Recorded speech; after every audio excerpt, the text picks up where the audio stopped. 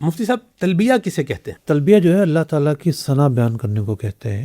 اللہ تعالیٰ کے صفاتی نام سے ہو یا لبیک اللہم لبیک لبیک لا شریک لک لبیک ان الحمد والنعمت لک والملک لا شریک لک، معروف تلبیہ کے الفاظ ہیں.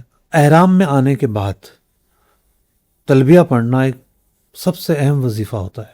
تلبیہ کے دو مرحلے ہیں، یعنی دو مواقع ہیں جہاں تلبیہ کو اگنور نہیں کر سکتے. ایک تو ہے کمپلسری موقع، جیسے احرام کی نیت کی آپ نے، جب تک تلبیہ نہیں پڑھیں گے وہ اللہ تعالیٰ کے صفاتی نام سے ہو یا یہ معروف جو کلمات ہیں، تو اس وقت تک احرام شروع نہیں ہوگا. تو یوں کم از کم ایک بار تلبیہ پڑھنا تو ضروری ہے، اور خاص طور پر کوئی میقات کے باہر سے گیا ہے تو میقات آنے سے پہلے پڑھنا ضروری ہے. بعض لوگ جو زیادہ عمرے کر رہے ہوتے ہیں نا، وہ غلطیاں بہت کر دیتے ہیں. گئے، نیت کی، آ گئے، تلبیہ پڑھا ہی نہیں، ٹھیک ہے، تو نیت شروع ہی نہیں ہوگی.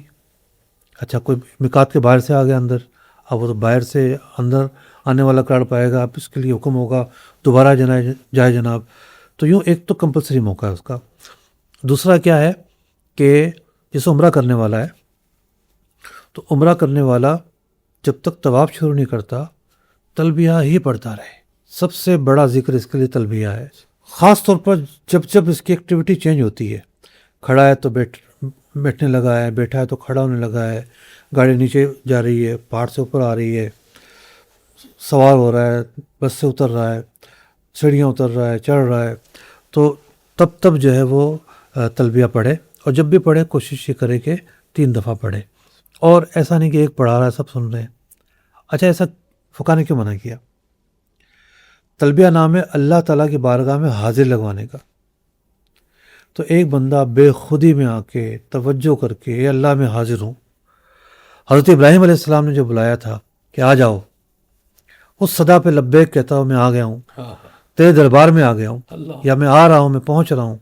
تو خود کہے، خود پڑھے. تو یہ الفاظ مرد ہو یا عورت دونوں پڑھیں.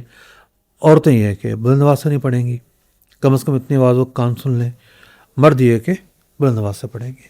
صحابہ کرام اس جذبے سے پڑھتے تھے کہ ان کے گلے بڑھ جایا کرتے تھے، اس محبت سے پڑھا کرتے تھے. اور وہاں خاص طور پر جب قافلے جا رہے ہوتے ہیں مینا کی طرف، اور مینا سے عرفات کی طرف، اور پیدل جا رہے ہوں، تو کیا بات ہے، جو ماحول ملتا ہے تلبیہ پڑھنے کا اور سننے کا. ایک مصری قافلہ جا رہا ہے، تو ایک جارڈنی جا رہا ہے، تو ایک عراقی جا رہا ہے، تو ایک ٹرکش جا رہا ہے، تو ایک ہندوستانی جا رہا ہے، تو ایک پاکستانی جا رہا ہے. ہر ایک کے اپنے لہجے، اپنی جذبات، اپنی سب ایک جناب ردھم کے ساتھ ایک آواز ہو کر چل رہے ہوتے ہیں. یہی حج ہے.